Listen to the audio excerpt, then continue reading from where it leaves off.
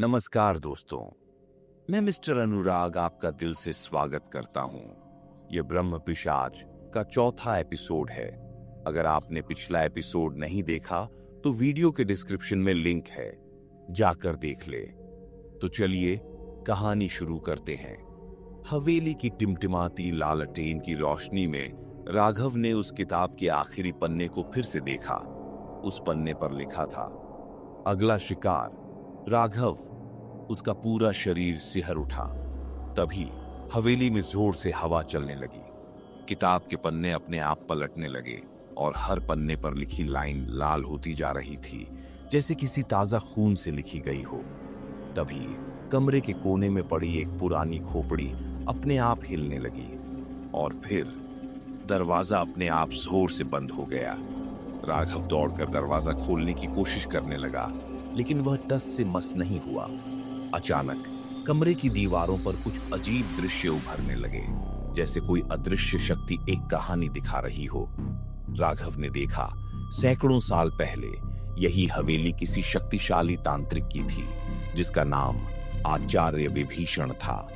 वह काली विद्या का इतना बड़ा साधक था कि उसने स्वयं को अमर बनाने की ठानी। लेकिन जब उसने यह साधना शुरू की तो कुछ भयानक हुआ। अचानक एक तांत्रिक ने मंत्र का उच्चारण किया, ओम नमः असिपात्राय कर्पूर गौराय नमः, और वहां का दृश्य बदल गया। राघव ने देखा कि विभीषण की आंखें काली हो गई थीं और वह धीरे धीरे एक डरावने जीव में बदलने लगा। वह अमर तो हो गया, लेकिन इंसान नहीं रहा। वह ब्रह्म पिशाच बन गया। राघव ने अपने आप से कहा, इसका मतलब यह पिशाच इसी हवेली का हिस्सा है। तभी राघव को अगला दृश्य दिखा, जिसे देखकर वह चौंक गया। विजय और समीर का नाम भी इस किताब में पहले से लिखा था। तब जाकर राघव को समझ में आया, इसका मतलब यह था कि जो कोई भी इस हवेली में आता है, उसका नाम इस किताब में पहले से लिखा होता है, जैसे कोई पहले से जानता हो कि कौन आएगा और कौन मरेगा। राघव के हाथ पैर ठंडे पड़ने लगे। राघव ने मन में सोचा, इसका मतलब मेरी भी मौत पहले से तय हो चुकी है। तभी कमरे में एक जोरदार गूंज उठी, अब तेरा अंत समय आ गया है। राघव ने पीछे मुड़कर देखा तो दरवाजे पर वही काली आकृति खड़ी थी। उसकी लाल जलती आंखें सीधा राघव की ओर देख रही थीं। राघव की सांसें तेज हो रही थीं। उसकी आंखों के सामने ब्रह्म पिशाच की लाल जलती हुई आंखें चमक रही थीं। हवेली के कमरे में अंधेरा और घना होता जा रहा था। दीवारों से काली परछाइयां निकल रही थीं, जो धीरे धीरे राघव की तरफ बढ़ रही थीं। उसे ऐसा महसूस हो रहा था कि यह हवेली अब एक जीवित प्राणी बन चुकी है, जो उसे निगलने के लिए तैयार है। ब्रह्म पिशाच ने गूंजती हुई आवाज में कहा, अब तेरा अंत समय आ गया है। राघव ने घबराकर किताब को जमीन पर फेंक दिया, लेकिन किताब अपने आप हवा में उड़ने लगी और उसके पन्ने जोर जोर से पलटने लगे। आखिरी पन्ने पर अब केवल एक ही नाम था, राघव। राघव ने अपनी जान बचाने के लिए दरवाजे की तरफ दौड़ लगाई, लेकिन दरवाजा पहले ही किसी अदृश्य शक्ति ने बंद कर दिया था। उसने दरवाजा जोर से पीटना शुरू किया, लेकिन कोई फायदा नहीं हुआ। तभी हवेली की दीवारों पर कुछ आकृतियां बनने लगी। ये वही लोग थे जो पहले इस हवेली में आए थे और फिर कभी वापस नहीं गए। अचानक एक बेहद पुरानी और कंपकंपाती आवाज हवेली में गूंजी। यदि इस शाप से बचना है तो पिशाच के अतीत को समझना होगा। राघव ने हैरानी से चारों ओर देखा, लेकिन उसे कोई नजर नहीं आया। वह आवाज कहां से आ रही थी? क्या यह हवेली ही उसे कुछ बताने की कोशिश कर रही थी? राघव ने धीरे धीरे किताब को फिर से उठाया और उसमें लिखी इबारतें पढ़ने लगा। उसमें लिखा था कि सैकड़ों साल पहले यह हवेली किसी शक्तिशाली तांत्रिक आचार्य विभीषण की थी। उसने ब्रह्म विद्या और तंत्र साधना में इतनी गहराई तक प्रवेश कर लिया था कि वह मृत्यु को भी जीतने का प्रयास कर रहा था। लेकिन जब उसने अमृतत्व की साधना करने की कोशिश की तो उसे कुछ भयावह सत्य का सामना करना पड़ा। साधना अधूरी रह गई और उसकी आत्मा एक अभिशाप में बंध गई। वह अब न तो पूरी तरह मरा था और न ही पूरी तरह जीवित था। वह ब्रह्म पिशाच बन चुका था, एक ऐसा प्रेत जिसे अनगिनत वर्षों तक भूख और प्यास सताती रही। वह हर उस इंसान को अपने जाल में फंसाता था जो इस हवेली में प्रवेश करता था। राघव को समझ आ रहा था कि वह अब तक कितना बड़ा खतरा मोल ले चुका था, लेकिन क्या कोई रास्ता था जिससे वह इस अभिशाप से बच सकता था? तभी किताब के अगले पन्ने पर एक मंत्र लिखा हुआ था। वह मंत्र था ओम ह्रीं क्लीं काल भैरवाय नमः। नीचे लिखा था, यदि कोई इस मंत्र का सही उच्चारण करके ब्रह्म पिशाच का सामना करे तो वह उसे नियंत्रित कर सकता है, लेकिन यदि साधना अधूरी रह गई तो उसकी आत्मा भी पिशाच के अधीन हो जाएगी। राघव को अब एक रास्ता मिल चुका था, लेकिन यह रास्ता जितना आसान लग रहा था उतना था नहीं। क्या वह इस मंत्र का सही उच्चारण कर पाएगा? क्या वह ब्रह्म पिशाच को वश में कर पाएगा? राघव ने अपनी पूरी हिम्मत जुटाई और मंत्र का जाप करना शुरू किया। ओम ह्रीं क्लीं काल भैरवाय नमः। जैसे ही उसने पहला जाप किया, पूरी हवेली जोर से कांप उठी। ब्रह्म पिशाच अचानक चीख उठा। हवेली की दीवारों से काले धुएं के बादल निकलने लगे और हवेली के हर कोने से पिशाचों की आवाजें गूंजने लगीं। नहीं, ये संभव नहीं है, तुम मुझसे नहीं बच सकते। ब्रह्म पिशाच की गूंजती हुई आवाज ने पूरे माहौल को झकझोर दिया।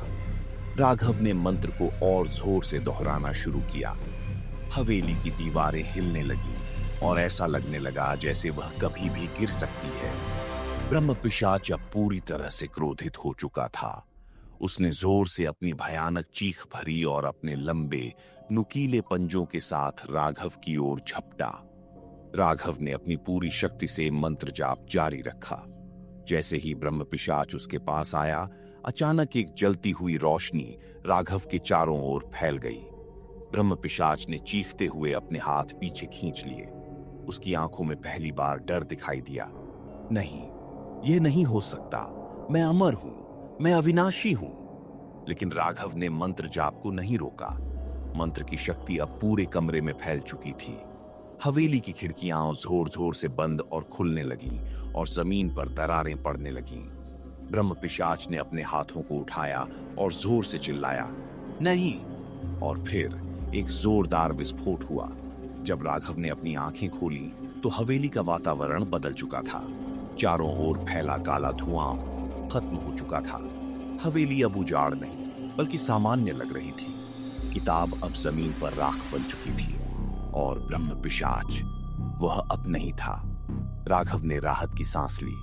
उसने वह कर दिखाया था जो आज तक कोई नहीं कर पाया था। उसने ब्रह्म पिशाच के अभिशाप को समाप्त कर दिया था।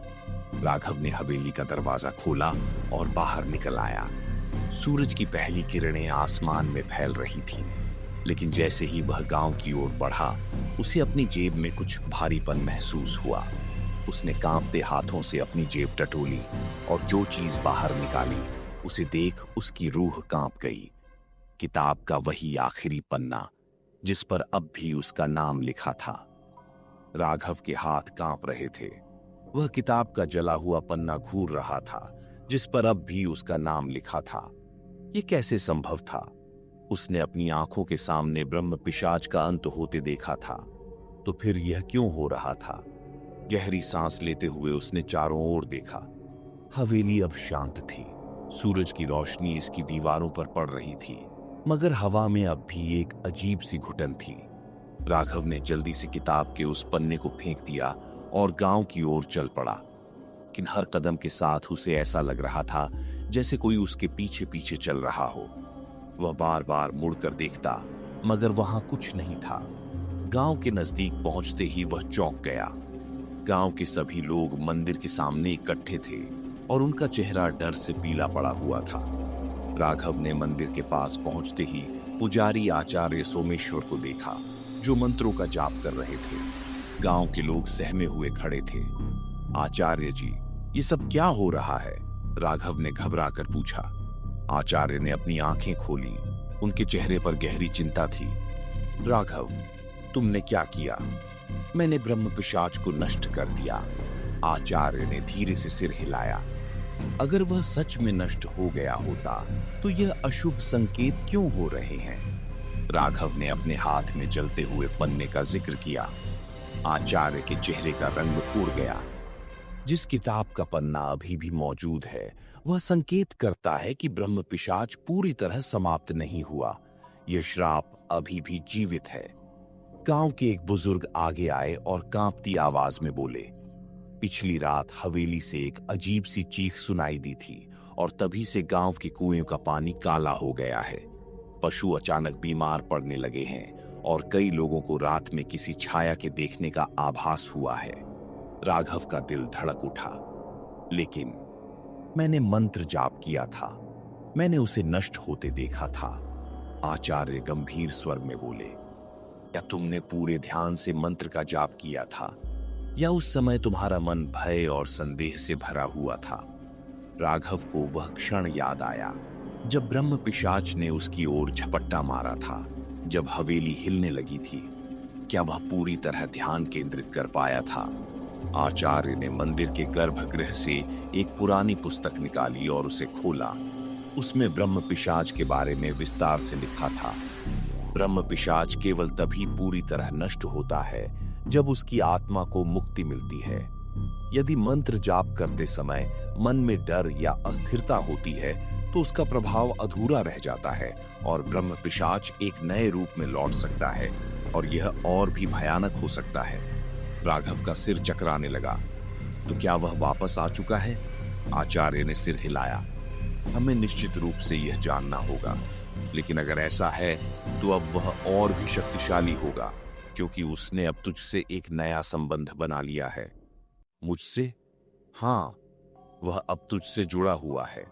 वह तुझे छोड़कर कहीं नहीं जाएगा जब तक कि तुझे पूरी तरह से अपने वश में न कर ले। राघव को अपने शरीर में अजीब सी बेचैनी महसूस होने लगी। अचानक उसे अपने कंधे पर एक हल्का सा स्पर्श महसूस हुआ, जैसे किसी अदृश्य शक्ति ने उसे छू लिया हो। वह घबराकर पीछे हटा, मगर वहां कोई नहीं था। आचार्य जी, ये जगह अचानक ठंडी क्यों हो गई? आचार्य सोमेश्वर ने मंत्र पढ़ते हुए राघव के माथे पर पवित्र भस्म लगाई। तभी राघव के शरीर में एक झटका सा लगा और उसने एक पल के लिए अपनी आंखें बंद कर ली। जब उसने दोबारा आंखें खोली तो उसके सामने का दृश्य बदल चुका था। गांव, मंदिर, लोग सब गायब हो चुके थे। वह एक गहरी अंधेरी जगह पर खड़ा था जहां चारों ओर बस धुंध ही धुंध थी और उस धुंध के बीच से एक परिचित आवाज गूंजी, तू मुझे हरा नहीं सकता राघव, अब मैं तेरे अंदर हूं। राघव ने चौंक कर इधर उधर देखा। अचानक धुंध के बीच से वही लाल जलती हुई आंखें प्रकट हुईं। ब्रह्म पिशाच मुस्कुरा रहा था। तो दोस्तों, ये कहानी अभी खत्म नहीं हुई है। हम अगले एपिसोड में जानेंगे, क्या राघव सच में ब्रह्म पिशाच के नियंत्रण में आ चुका है? क्या अब कोई रास्ता बचा है? जानने के लिए इंतजार करें अगले एपिसोड का।